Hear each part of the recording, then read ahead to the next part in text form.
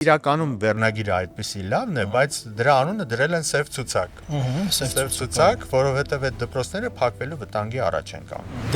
Դպրոցի շենքը, եթե այսպես ուղակի փակում ենք, ինքը ուղակի քայքայվելու է եւ դառնալու է ավերակ, այդ դպրոցի շենքը նախ պետք է վերածել համայնքային կենտրոնի։ Համայնքային միջոցառումներ կարող են կազմակերպել, մարդիկ անընդհատ մտածում են ինչ որ մի տեղ լինի, որտեղ այդ միջոցառումները կազմակերպեն։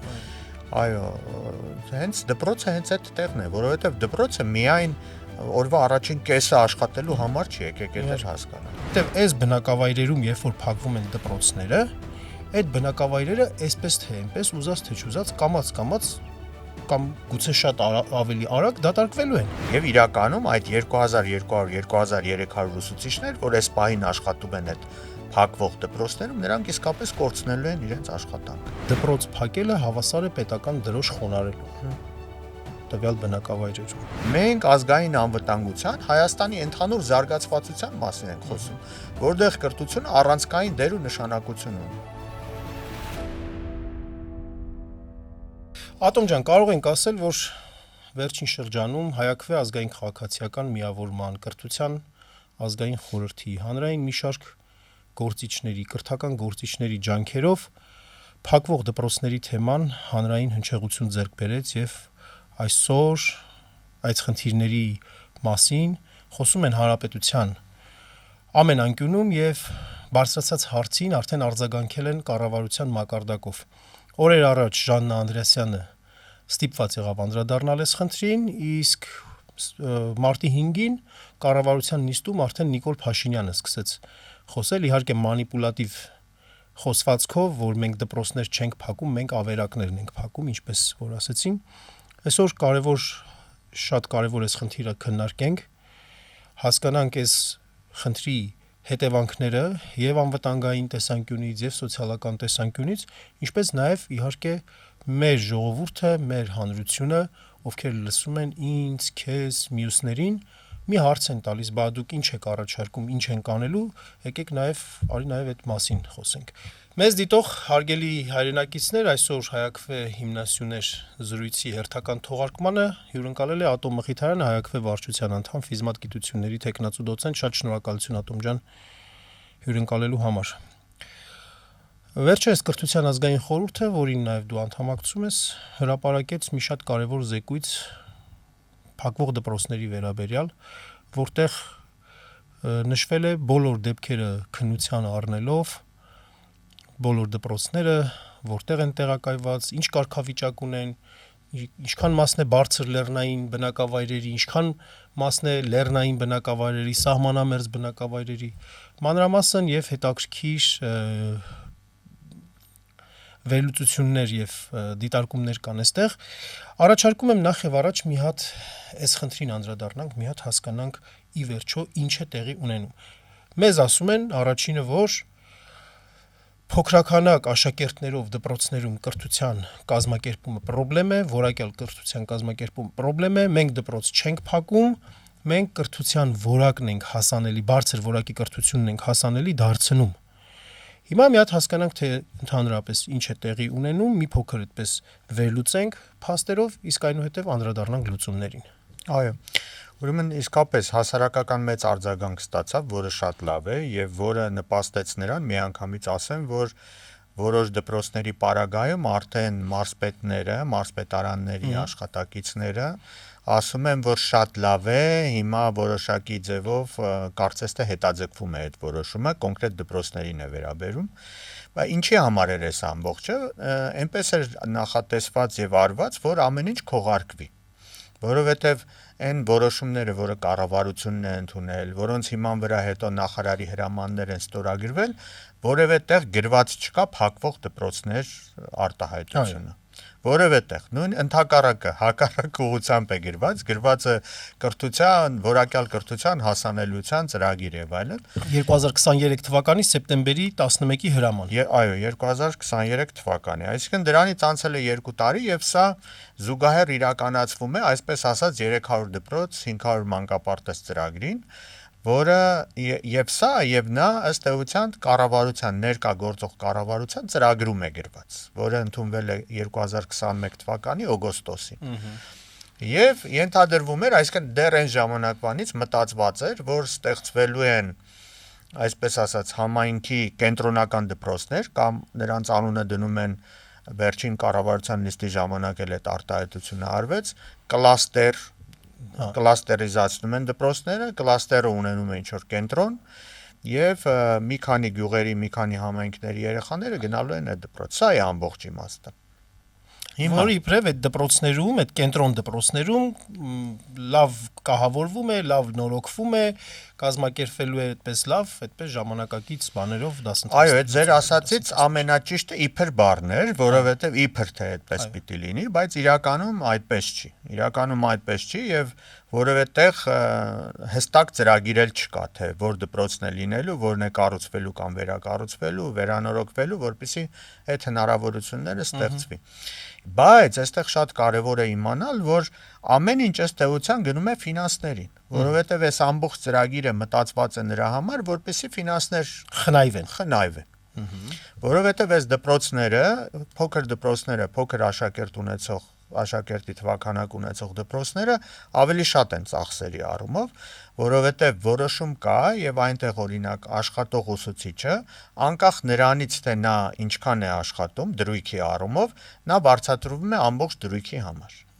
Այսինքն դասարանների թիվը շատ է, քիչ է, ժամերի թիվը շատ է, քիչ է, նա ամբողջ դրույքի համար է բարձրացվում եւ դա արդար է, որովհետեւ այդ մարդիկ ապրում են հիմնականում այդ բնակավայրերում, հենց այդ բնակավայրում իրենց երեխաներին դաս են տալիս։ Եվ ծախսերը ըստ էության շատ է։ Եվ ավելին, ասեմ, ուսուցիչ աշակերտ հարաբերակցությունն էլ է շատ, այսինքն ավելի քիչ թվով աշակերտներին ավելի շատ ուսուցիչներ են բաժին ընկնում, որովհետև աշակերտների թիվը քիչ է, բայց միևնույն է, առարկաների թիվը հո նույնն է, եւ դրա համար ուսուցիչների թիվը համեմատաբար ավելի շատ է։ Որպեսզի խորապատկերը ընդհանուր բոլորի մոտ գծագրվի, ասենք, որ Հայաստանում կա շուրջ 1400 դպրոց, 1395։ Այո։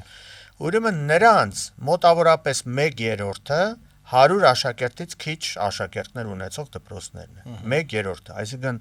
400-ից ավելի շատ են այդ դպրոցները։ Եվ մոտավորապես 1/3-ն էլ ունեն 100-ից 300 աշակերտ։ Եվ մյուս 1/3-ն է, որ 300-ից ավելի շատ աշակերտներ ունի եւ դրանք պարզ է հիմնականում քաղաքային բնակավայրերի դպրոցներն են։ Եվ դա բնութագրական չի միայն Հայաստանին։ Բոլոր երկրները վերցրեք, նույնիսկ լավ զարգացած Կանադայում էլ կա այդպիսի վիճակ, փոքր բնակավայրեր Սկանդինավյան երկրներում էլ կա այդպիսի։ փոքր երկրները ունեն փոքր դպրոցներ, եւ դա բնական է։ Եվ ոչ ոք չի մտածում այդ դպրոցները փակելու, կլաստերիզացնելու, ծախսերը կրճատելու մասին, որովհետեւ բոլորս պիտի իմանանք, Հայաստանի վերջի 100 տարվա պատմությունը ցույց է տալիս, որ մտավորականությունը լավ գիտնականները, նույնիսկ լավ մանկավարժները հիմնականում սովորել են հենց այդ դպրոցներում։ Գյուղական բնակավայրերից են եկել, նրանց մոտ ձգտումը միշտ ավելի մեծ է եւ պետական քաղաքականությունը պիտի ուղղված լինի հենց այդպիսի դպրոցներին։ Ես անձամբ գյուղի դպրոց եմ ավարտել։ Բայց իմ դպրոցական տարիներից օրինակ ես մասնակցել եմ հանրապետական օլիմպիադաներին, մեծ հաջողություններ եմ ունեցել եւ մրցում էի, չգիտեմ, մտածում էին, որ Երևանի դպրոցներն են շատ լավ, չգիտեմ, Գյումրիի, Վանաձորի, բայց իրականում այդպես չի եւ կրթությունը արդարություն է սիրում եւ հավասարություն է սիրում։ Հիմա սա է իրավիճակը, այդ 100-ից փոքր դպրոցների թիվը ասացինք 400-ից ավելի է, բայց չգիտես ինչի, նրանցից 231-ը ընդգրկված են այսպես ասած ցանկում, որի անունը դպրոցների ուրեմն ուսուցիչները ապահովման հասանելիության իրականում վերնագիրը այդպեսի լավն է, բայց դրա անունը դրել են սև ցուցակ։ Սև ցուցակ, որովհետև այդ դպրոցները փակվելու վտանգի առաջ են կանգնած, որովհետև նրանց ֆինանսավորումը պակասելու է 2026 թվականի երկրորդ կիսամյակին եւ նրանք իսկապես միավորվելու առաջ են կանգնած այդ Հիմա համայնքային կենտրոնների։ Այդ դպրոցների մեջ, այդ դպրոցների 95%-ը, այսինքն մոտավորապես 215 դպրոց տվյալ բնակավայրի միակ դպրոցն է։ Այսինքն մենք այստեղ ունենք դպրոցներ, օրինակ Քաջարան քաղաքում, Ալավերդի քաղաքում, որ փակվում են, էլի այդպես, հետո օպտիմալացվում են կամ կլաստերիզացվում են, բայց այդ տվյալ բնակավայրում էլի դպրոցներ կան, այսինքն տվյալ երեխաները, ովքեր որ գնում են դպրոցը, որը որ փակվելու է, հնարավորություն ունեն այդ բնակավայրի շրջանակներում այլ դպրոց գնալու։ Բայց 215 դպրոցի պարագայում, որոնք փակվում են, այդ բնակավայրում չկա այլ դպրոց, միակ դպրոցն է։ Սա շատ կարևոր ցուցանիշ է հասկանալու համար, որ մենք գործ ունենք փաստորեն խնայողության համար 215 բնակավայրի փակվելու հետ, որովհետև այս բնակավայրերում, երբ որ փակվում են դպրոցները, այդ բնակավայրերը այսպես թե այնպես ուզած թե չուզած կամած կամ գուցե շատ ավելի արագ դատարկվելու են։ Մարդիկ, որովհետև իրենց երեխաներին կրթության են տալու, կամ պետք է կրթության չտան ընդհանրապես, երեխան դառնա անտառաճանաչ, գրի սև ու սպիտակը չհասկանա, չջոկի, կամ պետքա տանեն, ասենք, ուրիշ բնակավայր, իսկ այդ ուրիշ բնակավայրը ոնց են իրենք հիմա ասում տանել, ինչ որ ամեն օր ավտոբուսները պետք է տանեն կամ մարշրուտկաները պետք է տանեն, պետք է բերեն այդ երեխաներին, ու սրա հետ կապված շատ դժվարություններ են այդ ծնողներն ունենալու։ Այո, ցավոք սրտի այդ հարցերը դեռ որոշված չեն։ Այնպես չի, որ այդ համայնքային կենտրոն դպրոցները արդեն այնպես կառուցված են, վերակառուցված են, ունեն իրենց բոլոր հարմարությունները, որ բոլորը, որոնք բնակվում են հարևանությամբ, կուզենային իրենց երեխաները հենց այդ դպրոցները տանել, դա հələ երկրորդ հարցն է։ Մյուս բանը պետք է հասկանանք, որ այդ 215 թե 18 բնակավայրերը, որոնք միակ կրթական հաստատությունն է այդ գյուղերում, միակ դպրոցն է,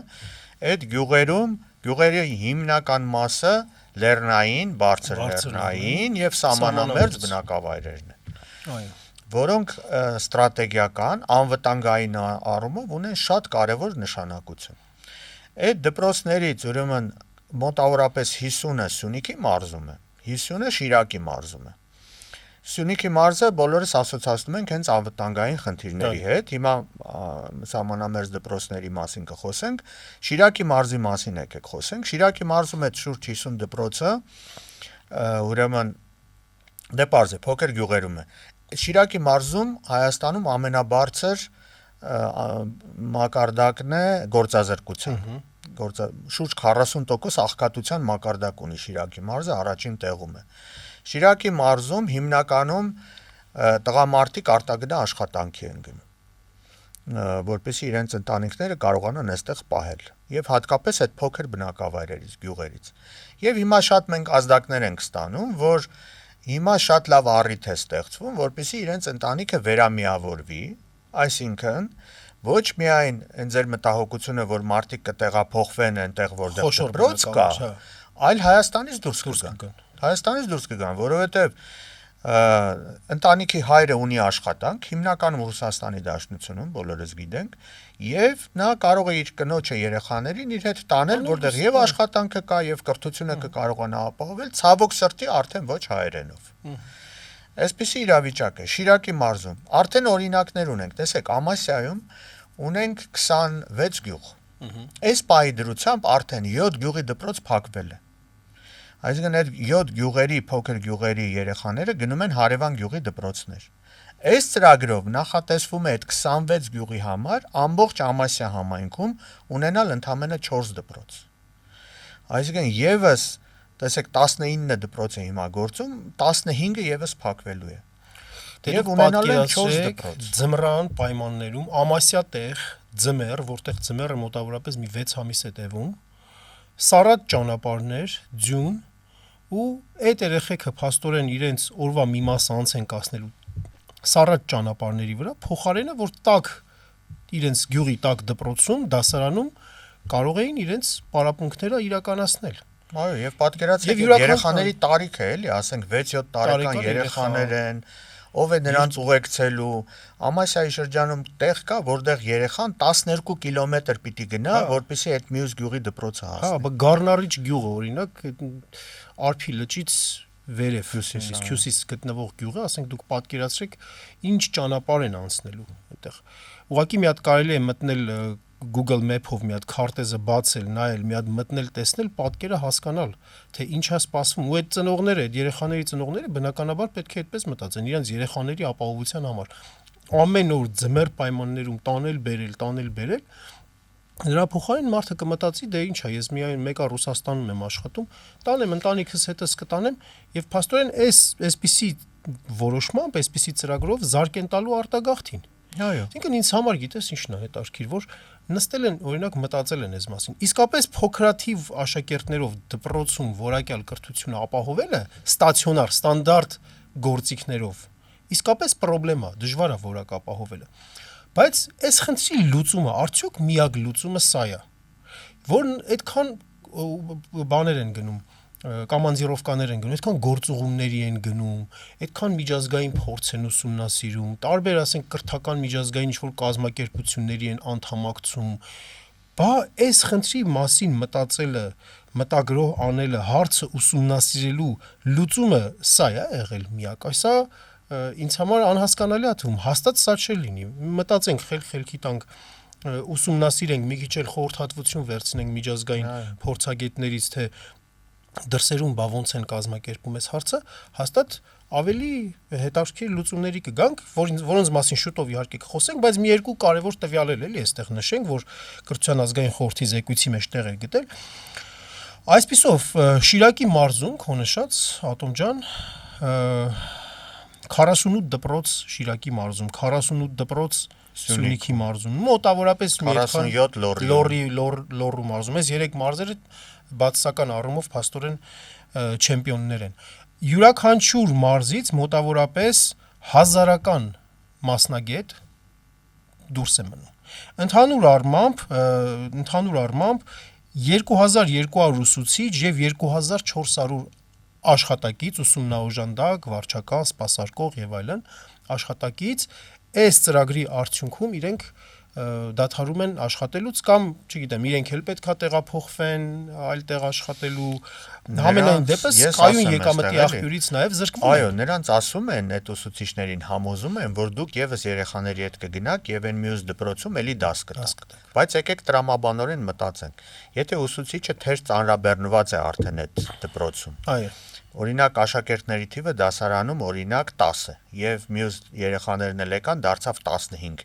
Դրանից հո դասարանների թիվը չշատացավ, որպեսզի ուսուցիչների կարիք լինի։ Հասկանում եք։ Եվ իրականում այդ 2200-2300 ուսուցիչներ, որ այս պահին աշխատում են այդ փակվող դպրոցներում, նրանք իսկապես կորցնելու են իրենց աշխատանքը։ Փաստորեն Հայաստանի գյուղական դպրոցների յուրաքանչյուր 20-րդ աշակերտ մնալու է առանց դպրոցի գյուղական դպրոցների։ Այո, 5%։ Այս թիվը այո կազմում է 5%, 8000 աշակերտ, փաստորեն 8000 աշակերտ,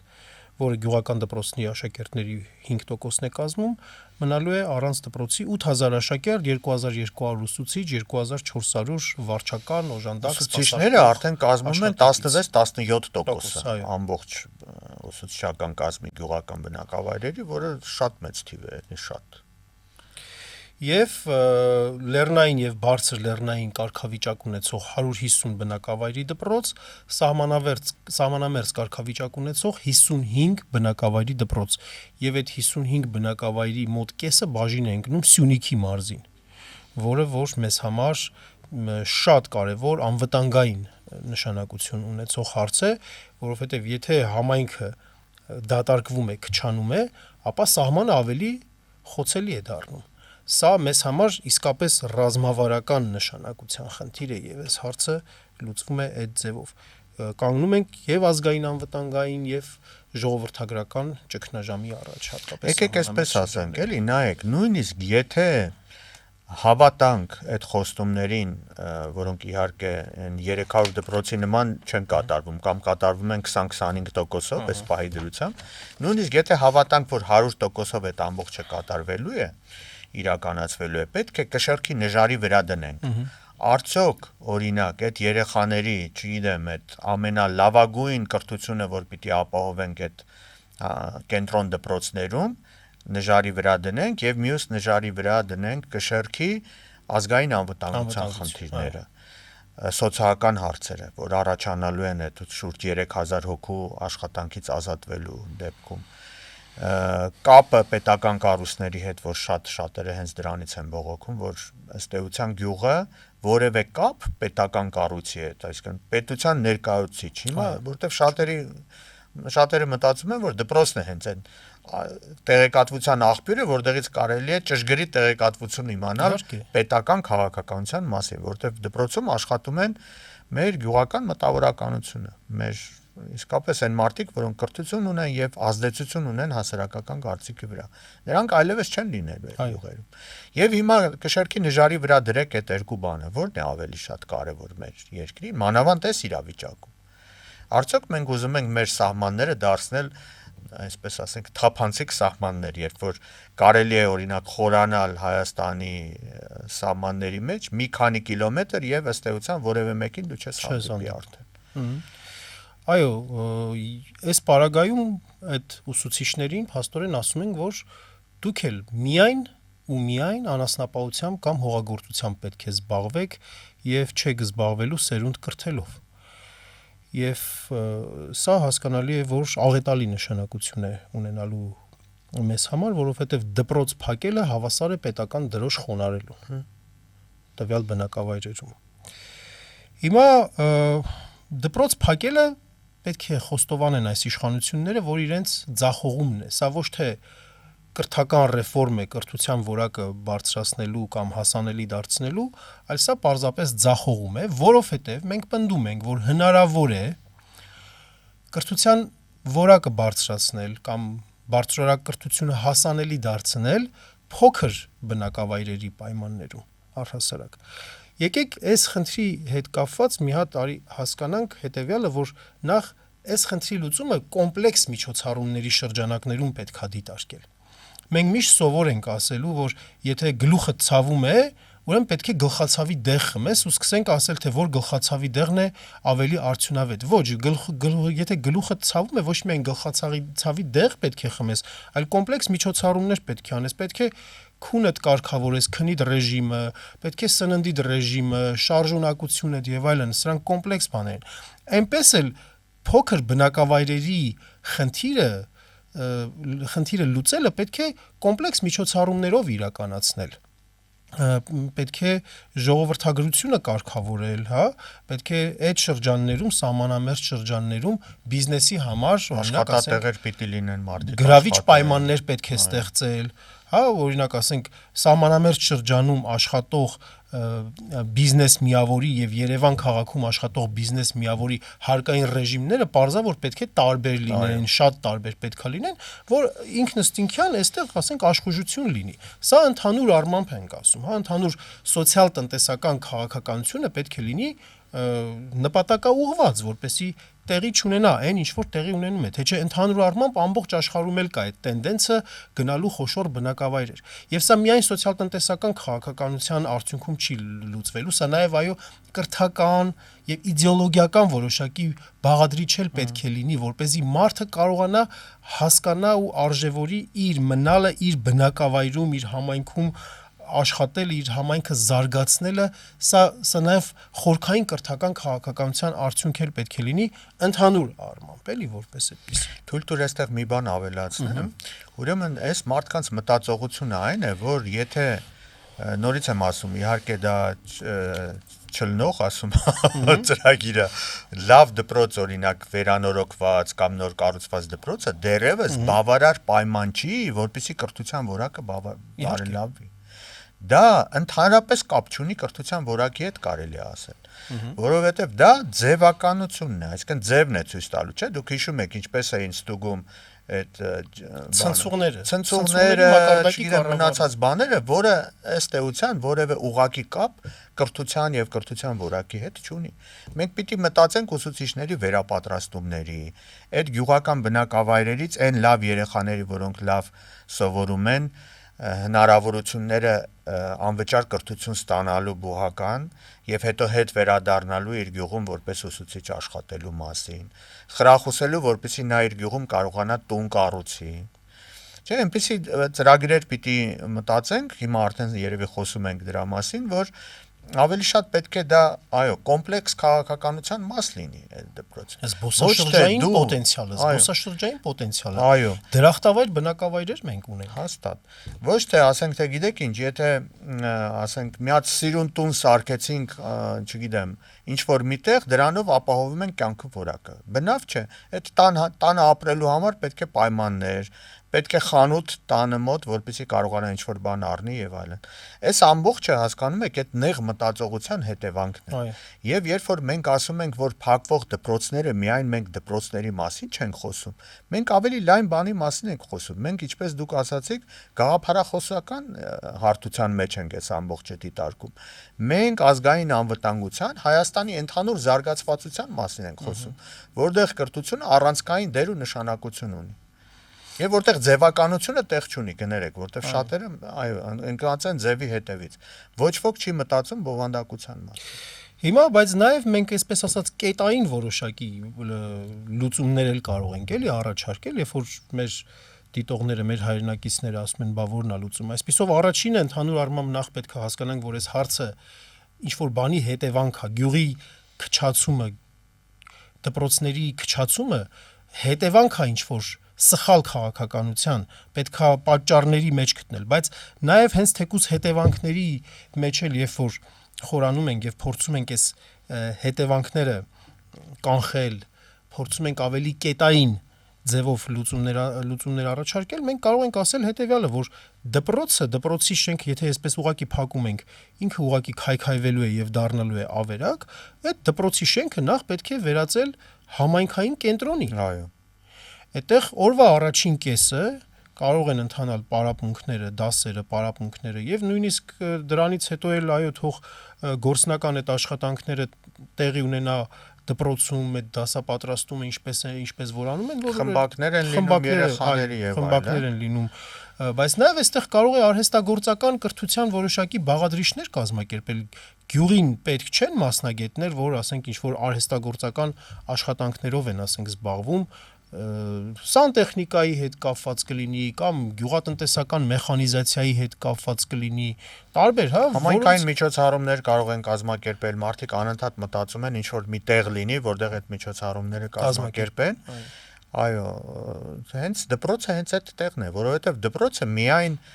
օրվա առաջին կեսը աշխատելու համար չի, եկեք այդ հասկանալ։ Խորհրդատվության հետ կապված, գյուղատնտեսության խորհրդատվության հետ կապված տարբեր աշխատանքներ կարելի է այնտեղ կազմակերպել։ Գյուղատնտեսության նախարարությունից մարդիկ գնան։ Այո, երբ որ մենք ունենանք այո գյուղատնտեսության նախարարություն, որը որ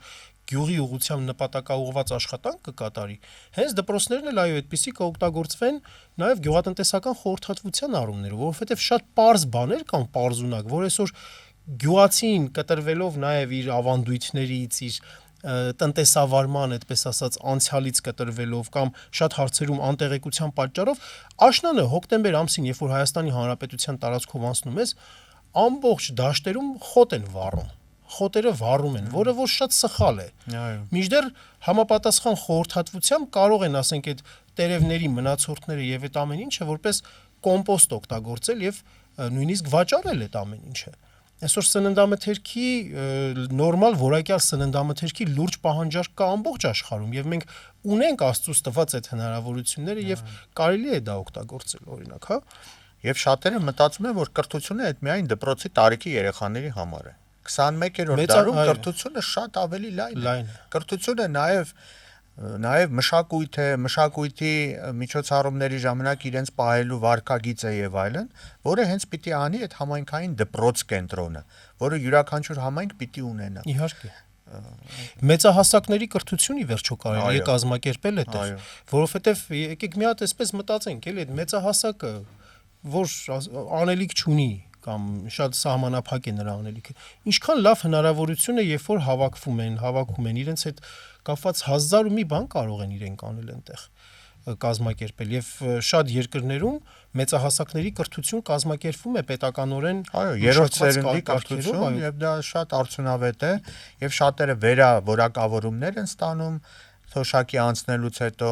ձերքի աշխատանքներով են կանայք զբաղվում, տղամարդիկ ուրիշ արհեստագործական, չգիտեմ, այնպիսի բաներ, որ ձերքի աշխատանքներ, որ դու գնում ես օրինակ արտասահմանյան երկիր եւ ցույց են տալիս մի փոքրիկ գյուղի, ուրեմն ձերքի աշխատանքները, որ անում են տատիկները, պապիկները։ Ավելին ասեմ, շատ այդպիսի փոքր գյուղերում աշխատում են օրինակ երկի բարի խմբեր, ազգային պատմության դասեր են կազմակերպում եւ իրար այդ մտքերի փոխանակություններ են կազմակերպում, այսինքն այդ ամբողջ հենց կրթությանը մշակույթին է։ Այո, այնքան բաներ կան, այնքան հնարավորություններ կարող են բացվել։ Ամեն մի գյուղ մի գանձ է, իր հիշողություններով, իր հիմնադրման, նշանավոր դեմքերի պատմություններով։ Ի վերջո կարելի է նաև այդ պատմությունները գրառ շատ բան կանելու եւ այդ մեր տարիքով մարդկանց տարեց մարդկանց կյանքի մեջ ինչ որ նոր շունչ կլինի, նոր իմաստ կլինի, կյանքը այդպես ապրելու, հաջորդ օրը պլանավորելու, ոչ թե այդ մարդիկ, ասենք որ տարիքը որոշակի անցնում են ու անելիք չունեն ու պատկերացրեք ինչքան դժվար է նաեւ հասարակությունն է կորցնում, որտեւ այդ մարդկանց պոտենցիալը, կենսա փորձը, որ նրանք հավաքել են, հնարավորություն չունեն նոր սերնդի փոխանցել։ Այդ վայրը չկա, այդ հանդիպման վայրը չկա։ Մեր կենտրոնը։ Այո, այդ հանդիպման վայրը չկա եւ այդ հանդիպման վայրը կարող է լինել կենտրոնը։ Սա մեկ, երկրորդը, ինչպես նշեցինք, շատ երկրներ կան, որտեղ էլ էս փոքր գյուղերի, փոքր բնակավայրերի խնդիրները կան եւ այդ դպրոցների որակյալ կրթություն ապահովելու խնդիրները այդ մարդկանց ստիպել է մտածել եւ նորարարական լուծումներ գտնել։ Հիբրիդային ուսուցում կազմակերպել, շրջված դասարան մոդել է կիրառել, հենց օրինակ այնպիսի բնակավայրերի համար, որոնք որ ֆերմերային այսպես բնակավայրեր են, այնտեղ միայն ֆերմերներ են հիմնականում ապրում, փոքրականակ այսպես ընտանիքներով մարդիկ ապրում են եւ այստեղ մոտավորապես այսպիսի ուսուցում է կազմակերպվում, որ ունենում են օրինակ ասենք smart լսարաններ են ունենում, որտեղ դասընթացի մի մասը կազմակերպվում է հեռավար ձևով եւ ուսուցիչը, տեղի ուսուցիչը, որպես tutor, որպես օգնող ուսուցիչ, ինքն էլ աշակերտի կողքը կանգնելով օգնում է նրան եւ կազմակերպվում է այդ ամեն ինչը։ Ի վերջո տեղի ունենում է։ Սա եւս կա, այս փորձը կա, արդարացված է եւ մանավանդ մենք, որ ունենք գյուղերի դատարկման հետ կապված անվտանգային սպառնալիք, մենք պարտավոր ենք հենց ավելի շատ այս ճանապարհով գնալ, քան պարզ ուղակի վերցնել եւ կտրել դպրոցը։ Այո, եւ դրա համար մենք պետք է ունենանք նաեւ համապատասխան մասնագետներ, շատ օրինակ ուսուցիչներ կուզենային վերապատրաստվել եւ դառնալ օրինակ թեկուզ կողքի գյուղի համար հենց այդ հերավար ուսուցիչը, որը մի քանի գյուղի համար օրինակ կարողանար դասեր կազմակերպել իր դպրոցում նստած։ Կարիք չի լինի օրինակ ձմեռվա ցրտին Աշոտскից գնալ հասնել, չգիտեմ, ինչ որ մի հատ գյուղ, որպեսզի այդ դասերը կազմակերպել։ Եկեք նաև մի փորձ էլ կա, որ Հայաստանում ինձ թվում է կարելի է կիրառել, ամեն դեպքում ուրեմն անթույլատրելի է նորից ասենք, որ տարական դպրոցում եւ միջին դպրոցում երեխաներին տեղափոխեն, որպեսզի դասեր անեն։ Դա բազմաթիվ բարդությունների հետ է կապված։ Մանավանդ մեր Հայաստանի բարձր լեռնային եւ լեռնային տեղանքներում։ Դա է կարևոր, հետո դասերի տևողությունն է շատ տարբեր, երեխաների սնունդի հարցեր կան կազմակերպելու, հիվանդանալու հետ կապված հարցեր տարբեր բաներ կան, ծնողները ուզում է անհանգիստ չլինի, չգիտի իր երեխան հիմա ինչ է անում, ինչով է զբաղվում, որովհետև դաս կարող է լինել, որ բաց թողի, հետո տարբեր գյուղերի մեջ որոշակի հակասություններ կան եւ հոգեբանական խնդիրներ կան, շատ մարդիկ ինձ պատմում են, որ դեռևս 50-60-ական թվականներին, երբ որ էլի մի քանի գյուղի երեխաներ տարբեր գյուղերում, հարևան գյուղերում են եղել, շատ ուրեմն հակասություններ, հակամարտություններ, կռիվներ, այդպես երեխաների մոտ եղել են եւ այդ տարբերությունները ուղղակի բերելու են էլի այդպիսի հակասությունների, կոնֆլիկտների, որը